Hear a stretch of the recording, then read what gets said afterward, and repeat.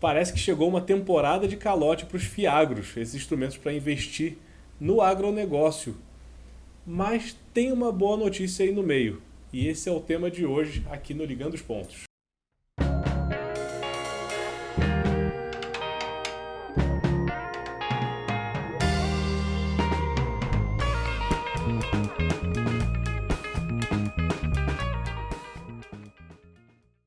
Mas, Marcos, como assim todo mês a gente está recebendo IBGE, safras recordes? Como assim os fiagros estão dando calote? Não, calma, não é o fiagro que está dando calote. São os produtores nos quais eles investem, né? As fazendas nas quais eles investem. E é uma história mais complexa que isso. Você pensa que tem um monte de fazenda média que antes, para conseguir dinheiro, precisava ir no banco. Agora, essas fazendas estão conseguindo dinheiro pelo mercado financeiro, ou seja, os fiagros, né, esses fundos que são parecidos com fundos imobiliários. Eles captam dinheiro vendendo cotas e usam esse dinheiro para investir nessas fazendas menores do que as fazendas que a gente costuma investir quando compra um CRA ou um instrumento maior, né? E aí, essas fazendas começaram a dar alguns problemas agora. Mas a gente precisa lembrar que os fiagros começaram em 2021, ou seja, tem 2 anos que o mercado conhece esse tipo de produto e tem 2 anos que as fazendas começaram a atingir o mercado financeiro, né? Então a gente tem uma ponte muito interessante sendo construída aí entre quem mora nos grandes centros urbanos e quem é produtor rural. Porque até então, uma das coisas que eu fico mais impressionado quando eu vou olhar esse tema é que a gente vive aqui num centro urbano, aqui a gente está em São Paulo, na Vila Olímpia.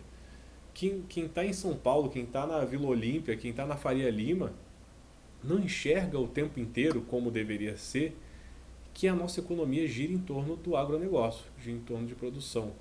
A turma aqui ainda pensa que previsão do tempo serve para você sair com guarda-chuva ou não. Gente, previsão do tempo é uma das coisas mais caras do mundo, porque ela te ajuda a prever safras desse ano, do ano que vem e do outro, para prever a alimentação mundial, para prever o preço de comida no mundo inteiro.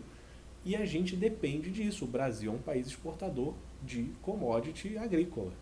E eu acho que o que é muito interessante do Fiagro é que são, na verdade, os pequenos produtores que abastecem a gente. O que a gente come no nosso dia a dia é o arroz dos pequenos produtores, é o milho dos pequenos produtores. As grandes empresas, elas mandam tudo para fora. Então, investir em Fiagro, necessariamente, é você investir no que você está consumindo, não em produto para exportação, né? Os fiagros eles não chegam necessariamente no pequeno. O pequeno não vai conseguir captar através de um fiagro, mas se ele está numa cooperativa, e isso é o mais comum aqui, a cooperativa consegue sim puxar dinheiro pelo mercado financeiro. E aí a gente que está aqui na Faria Lima, na Vila Olímpia, consegue viver disso, né, enxergar isso no dia a dia, colocando dinheiro no agronegócio e vendo o retorno disso. Só que agora começou a ter alguns calotes, é um instrumento novo. Mas por que tem uma parte positiva nisso, Maju? Se você parar para ver, a gente não tinha transparência nessa parte do agronegócio. Os produtores médios, as fazendas médias, a gente não tinha a menor transparência do que estava sendo feito ali. E a gente tem isso presente nas empresas de capital aberto, por exemplo. Você tem essas análises de risco que elas são obrigadas a disponibilizar para os investidores. Dentro do Fiagro não funciona assim. Exato, uma JBS, uma Marfrig, putz, ela tem que estar com as contas todas abertas ali o tempo inteiro. Quem está na bolsa já sabe disso. E esses produtores menores, eles não estavam. Então, eu estava até conversando com um gestor de fundo imobiliário que estava tentando abrir um Fiagro. Ele já tem um fundo imobiliário muito bom, muito conhecido. E ele falou, putz, eu vou tentar entrar nesse mercado. Quando ele recebeu as contas das fazendas nas quais ele poderia investir, que seriam as boas, as que já estavam bem peneiradas ali, ele falou, Marcos, tem tanto ponto cego, tem tanta coisa que eu não enxergo ali no meio, que eu achei melhor sair fora. Porque ele não sentiu segurança de colocar dinheiro dos cotistas. Então o que está começando a acontecer agora? Uma exigência maior dos fundos imobiliários, né, dos FIIs, que querem abrir Fiagro, ou dos gestores de fundo que querem começar a trazer dinheiro dos seus cotistas para o agronegócio, uma exigência por transparência. E é isso que a gente vai ver agora começar a aparecer problemas. Mas os problemas só estão aparecendo porque a gente está olhando. É aquela grande questão do diagnóstico, né? No fim das contas, todo mundo vai morrer de diagnóstico. Porque se você não está enxergando o problema, você nunca vai saber que ele existe. Agora a gente finalmente começa a enxergar o problema. Eu acho que é nesse o grande ponto que pega, porque dentro dos fundos imobiliários a gente teve alguns calotes no início do ano, mas você tem uma responsabilidade maior em controlar essas contas. Como o Fiagro é um projeto novo, você tem um tempo de regulação. Ele tem o quê? 2 anos? Existe um processo de regulação. A gente vê muito isso com o mundo cripto, que sempre acontece alguma coisa, entra uma legislação nova em vigor. Então, você tem que ter esse momento de regulação de instrumento novo para transformar num instrumento transparente, seguro, né? Vai ter um tempo de maturação, né? Perfeito. Quando você começa uma bolsa de valores, você acha que todas as empresas têm a contabilidade super auditada pela KPMG. E, aliás, inclusive quem tem a contabilidade auditada, de vez em quando aparece um problema. Imagina quem nunca teve, sabe? A gente teve o caso Americanas, agora a gente tem a Oi, tem o IRB. Várias empresas que deram problema. Agora, imagina quando você não tem isso e você começa a exigir esse tipo de coisa. Vai ser um momento de peneira. Vai ser um momento de peneira que a gente vai ver o agronegócio começar a ser exigido. A gente viu agora, né, usina de cana-de-açúcar que não conseguiu quitar a dívida. Produtor rural que estava arrendando as terras que tinham sido vendidas para o fundo. Então vendeu a terra para o fundo, arrendou para um terceiro e falou, putz, olha só, o cara estava me pagando aluguel aqui. Mas esse tipo de coisa acontece, sabe? A gente está descobrindo agora, aqui na Faria Lima, que isso acontece. A gente está descobrindo agora que a contabilidade do agro, que a transparência do agro é muito pequena. E a gente volta e meia vê problemas com isso, né? Com o fornecedor. Fazenda que tem trabalho escravo, fazenda que é descoberta explorando em terra indígena. Esse tipo de coisa, a gente, com a transparência, com o começo da transparência, com o aumento da transparência, a gente vai começar a enxergar melhor. E com isso o nosso agronegócio tende a se valorizar. Agora, passa por um momento duro de enxergar o problema. E eu acho que no agro ainda é um pouco mais difícil do que, por exemplo, nessas empresas de capital aberto, enfim, porque no agro você vende contratos futuros, né? É basicamente isso, você não tem o produto ainda, você faz um acordo, você vende, então, choveu muito, choveu pouco, isso mexe. E é muito mais difícil você prever do que você tem. Não, eu tenho um estoque de computadores, é isso que eu vou vender, é isso que eu tenho, se faltar eu vou produzir mais. Não funciona nesse ritmo. Interessante, não é nada mais finito do que terra, né? É aquilo, a única coisa que a gente tem certeza que vai acabar é solo. Todo o resto talvez a gente consiga produzir mais. Agora, solo só fazendo aterro. E aí acabou o oceano para aterrar, acabou o universo que a gente conhece para explorar. O Guto de Commodities, ele é ótimo. O Guto, ele tem um canal de commodities aqui no Monitor e um blog. Todo dia ele posta, né? Alta de milho, baixa de milho, sou eu que faço as notícias. É muito bom, porque todo dia sai um relatório USDA que vai chover menos. Aí o mercado se acaba. Vai chover mais, aí o mercado sobe. E aí fica nessas de previsão do tempo.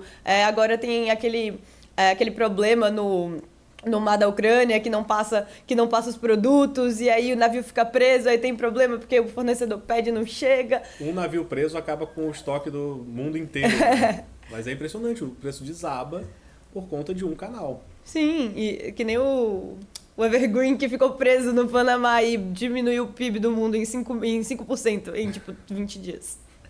E o Fiagro, ele é como um fundo imobiliário, no fim das contas. Tem os de papel e tem os de tijolo, o fundo imobiliário de tijolo. No caso do Fiagro, são os Fiagros de terra. Então, eles efetivamente compram fazendas para pagar de acordo com a produção, com os contratos gerados para essa fazenda. E o outro, de papel, ele negocia papéis ali ligados a crédito para o agronegócio, recebíveis, tudo isso empacotado em fundos que podem ser negociados ali na bolsa, que são negociados e que você pode comprar suas cotas diretamente. Eu recomendo bem assessorado. E é interessante a gente ver que 27% da população brasileira trabalha diretamente no agronegócio e que a JBS divulgou, né, esses dias um estudo falando que mais de 2% do PIB nacional esse ano passou pela cadeia produtiva da JBS. E aí é uma coisa muito interessante, porque não é o dinheiro da JBS, é a cadeia produtiva da JBS.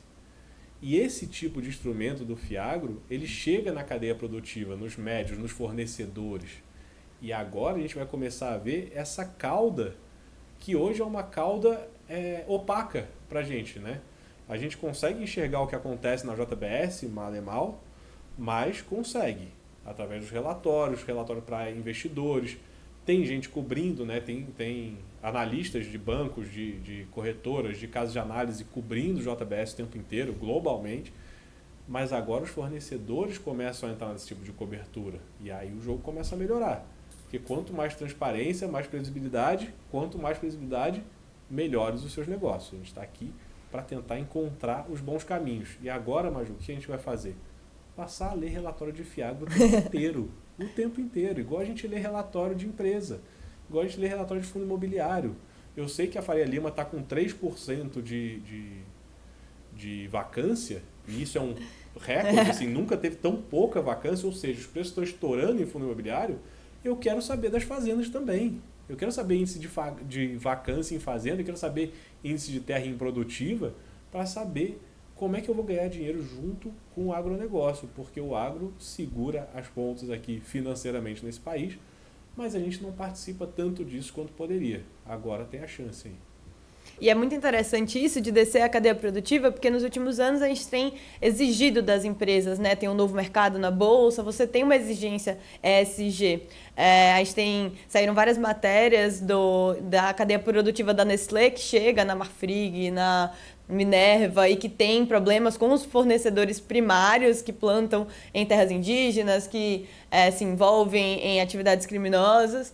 Mas é muito interessante porque você vem, né, do topo para cima. Você tem um mercado, ele exigindo uma política mais sustentável.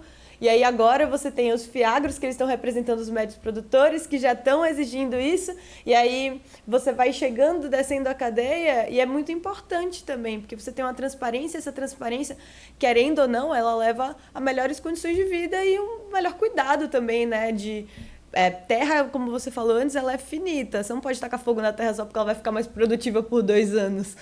Senão você acaba. Então, o longo prazo acaba, né? Então é muito importante você ter, apesar da galera, de muita gente, né, se incomodar com essa questão do mercado dentro de agronegócio, é importante porque ele é mais uma rota de fiscalização.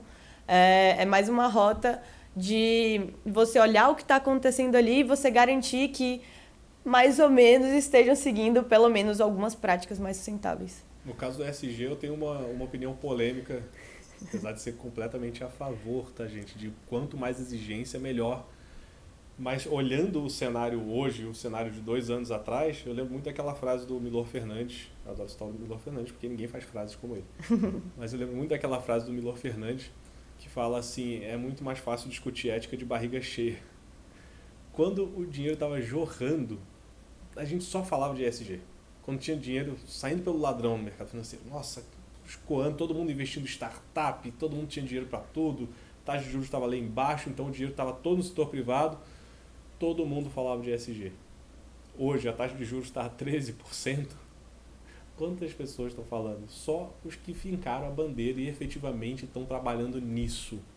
O resto das empresas meio que deixou de lado ali. O BlackRock, o maior fundo do mundo, falou lá atrás que não aceitaria mais coisas que não fossem ESG e depois nunca mais falou disso com o tom que falou naquela época, né? Agora, taxa de juros caindo, talvez o dinheiro migre mais. Com o dinheiro circulando de novo, eu espero que a gente volte a botar o ESG na pauta, né?